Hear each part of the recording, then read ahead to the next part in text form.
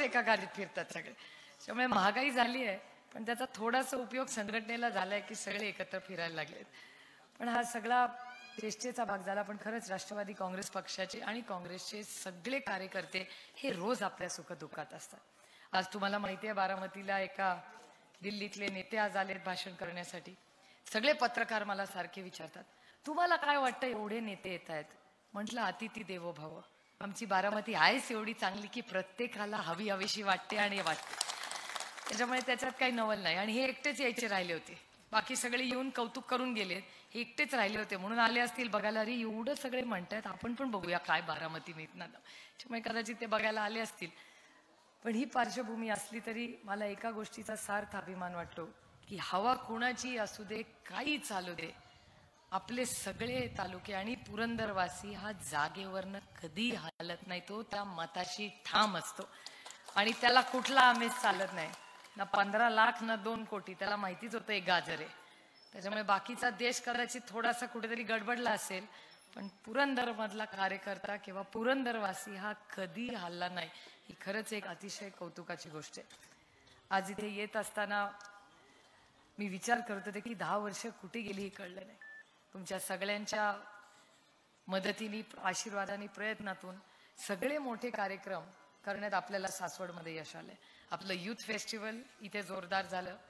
रोहित पवारनी जे सगळ्यात मोठं इथे आरोग्य कार्यक्रम घेतला होता, आरोग्याचा कॅम्प, तो माझ्या लोकसभा मतदारसंघात सगळ्यात मोठा कॅम्प हा पुरंदरला झालेला आहे. याचा मला खरंच अभिमान आणि कौतुक वाटतं. आणि अनेक अशी कामं, अपंगांचा कार्यक्रम असेल, बरीच कार्यक्रम झाली आपली. कार्यक्रम पण झाले, कामं पण झाली, रस्ते झाले, पाणी झालं, वीज झालं, सगळं. आणि लोक आम्हाला विचारतात काय केलं तुम्ही 60 वर्षात. मला एकच त्यांना उत्तर द्यायचंय की 60 वर्षात आम्ही काय केलं हे तुम्ही विचारता, हे तुमच्यासाठी नाही तर त्यांच्यासाठी आहे. त्यांना मी सगळ्यांना सांगते की तुम्ही सगळे ज्या शाळा आणि कॉलेजमध्ये शिकला ना, त्या काँग्रेस, राष्ट्रवादी काँग्रेसनी काढलेल्या आहेत. जर आम्ही त्या काढल्या नसत्या ना तर अंगठे भादर राहिला असता सगळे. त्याच्यामुळे भाग्य तुमचं की आम्ही हे सगळं काम केलंय. आणि विचारतात काय काम केलं. गेले सासवडमध्ये वीज कधी आली हो? 60, 65. सगळ्या तालुक्यामध्ये 75% 100% इलेक्ट्रिफिकेशन झालं होतं. मान्य? म्हणजे वीज आमच्याच काळात आली. तालुक्याच्या ठिकाणी गावात पण 70-75 पर्यंत आली असं का हो? 62 ला इथं तुमच्याकडे पण. हा हा जेजुरी. आणि संपूर्ण तालुका 75, 80, 85 आधी 100% इलेक्ट्रिफिकेशन. आता झेंडेजींना विचार, ते शिकून IAS झाले, त्यांना विचारा तुम्ही अंधारात शिकला का लाईट मध्ये शिकला? लाईट मध्ये शिकला ना, म्हणूनच एवढे मोठे झाला. बघा, ते काँग्रेसनी लाईट आणली नसती तर मोठे एवढे झालेच नसते. बघा, हा दिव्यात शिकले. हा डबल दिवे तिकडे, म्हणजे ते दिव्यात मोठे झाले. तुम्ही विचारा. मग सिलेंडर, आता सिलेंडरची जाहिरात सगळे आपण बघतो. मला खरं सांगावं, चुलीवरची भाकरी चवेसाठी खातात. कुणाच्या घरात सिलेंडर नाही. मी माझं तुम्हाला उदाहरण सांगते. जेव्हा उज्ज्वला योजना आली ना, मी गेले, म्हटलं चला आपल्या पण राज्यात, आपल्या पण मतदारसंघात आलं पाहिजे. मी गेले त्या ONGCच्या अध्यक्षाकडे, म्हटलं मला पण ही स्कीम पाहिजे. तर म्हणे ताई आपके यहाँ नहीं हो सकता. मला वाटलं मी विरोधातली खासदार आहे म्हणून नाही म्हणतोय. तर म्हटलं का नाही होऊ शकत माझ्या मतदारसंघात, मी विरोधातली आहे म्हणून. ते म्हणले नाही, बारामती मॉडल को तो हम यूज कर सकते हैं, आपके यहाँ तो 20 साल पहले सब जगह सिलेंडर आया था. मग सिलेंडर पण आपणच आणलं, वीज पण आपणच आणली, रस्ते पण आपण आणले, कॉलेज पण आणलं, हमीभाव पण आपण आणला, ट्रेन पण आपण आणली, मोबाईल फोन पण आपण आणला, व्हॉट्सअप पण आपण आणला. मग ह्यांनी काय केलं? जुमला. गाजरांचा मी परवा सगळ्यांना फोन करून सांगितलं होतं गाजरांचा पाऊस पडणार आहे, सगळे छत्र्या घेऊन बसा. मला भीती वाटत होती तुमची. सगळे सासवडकर वाचले त्या दिवशी, फार काही गाजरं पडली नाही असं मला कळण्यात आलं. काय सांगायलाच घाबरले असतील सासवडला येऊन, त्याच्यामुळे फारसं काही बोलले नसतील. पण आज दादा सविस्तर या सगळ्या विषयांवर बोलेलच.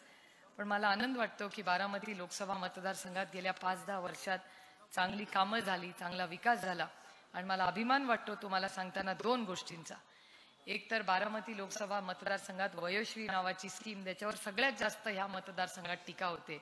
मला अभिमान वाटतो जेव्हा ज्येष्ठ नागरिकांची मी सेवा होते. रस्ते होतील, पण जर माझ्या ज्येष्ठ नागरिकांची काठी येऊन त्यांना तिथे जर चालता आलं नाही तर त्या रस्त्याचा काहीही उपयोग नाही. जर माझ्या ज्येष्ठ नागरिकाला बघायला मिळालं नाही तर त्या टीव्हीचा आणि कशाचा काही उपयोग नाही. त्याच्यामुळे मंडळाची कामं जर ही वाईट असतील तर सुप्रिया सुळेला सार्थ अभिमान आहे मंडळाची कामं करायच्या. ज्येष्ठ नागरिकांची सेवा करणं हा माझा सेवाभावी वृत्ती आहे आणि हे मी करणारच आणि पुढेही करणार आणि देशात एक नंबर येणार. त्याच्यामुळे देशामध्ये तुम्ही विचार करा, आपला मतदारसंघ वयोश्री नावाच्या स्कीम मध्ये देशात एक नंबर आहोत. ना माझा भाऊ पालकमंत्री आहे ना माझे वडील मंत्री आहेत. संघटनेच्या ताकदीवर देशात एक नंबर आपण आलेलो आहे. याचा सार्थ अभिमान आपल्याला सगळ्यांना वाटला पाहिजे. म्हणजे एक संघटना काय करू शकते याचं अतिशय चांगलं आपण सगळ्यांनी उदाहरण पाहिलेलं आहे. त्याचबरोबर आणखीन एक गोष्ट जी आपल्या मतदारसंघात झाली त्याची फारशी बोलणं होत नाही, बाकी सगळ्या होतात तो ज्या तुम्हाला माहिती आहेत. पण परवाच्या 10 दिवसापूर्वी संपूर्ण मतदारसंघातला कुपोषणाचा या देशाचा रिपोर्ट आला. आता तुम्ही म्हणाल कुपोषणाचा आमचा काय संबंध? अरे कुपोषणाचाच संबंध आपल्या देशाचा. कुपोषण म्हणजे गरिबी, गरिबी म्हणजे प्रश्न सुटलेले नाहीत. ह्या देशामध्ये संपूर्ण देशातल्या 543 खासदारांमध्ये आपला मतदारसंघ देशात 3 नंबरला आलाय कुपोषण मुक्ती करण्यात. बाकी नुसते जे वल्गना करतात ना खूप मागे आहेत आपल्या. ते 24, 25 आणि 26 नंबरला आहेत मोठे मोठे मतदारसंघ, वाराणसी सारखे वगैरे. बारामती 3 नंबरला आहे. मी तुम्हाला शब्द देते, आणखीन एकदा मला संधी द्या. बारामती लोकसभा मतदारसंघ हा देशात नंबर 1 कुपोषण मुक्त तुम्हाला करून देऊ हा शब्द मी तुम्हाला देते. सांगण्यासारखं बरंच आहे, पण आज दादाचंही भाषण आहे, पुढेही आम्हाला जायचंय. त्याच्यामुळे एवढीच नम्र विनंती करते की आता आपली भेट होणार नाही मतदानापर्यंत. आज सकाळी निऱ्याची सभा उत्तम झाली, आज आता सासवडची झाली, उद्या भोर आणि दौंड करून परवा इंदापूर बारामती करून प्रचार आपला संपणार. गेल्या अनेक महिन्यांमध्ये मला असं वाटतं झेंडे पाटील कुठे गेले, सगळ्यात जास्त त्रास कुठल्या तालुका अध्यक्षाला मी दिला असेल तर तो झेंडे पाटलांना आहे. आणि ते बिचारे कधी नाही म्हणत नाही. आधी शिवाजी आप्पा होते, आता हे.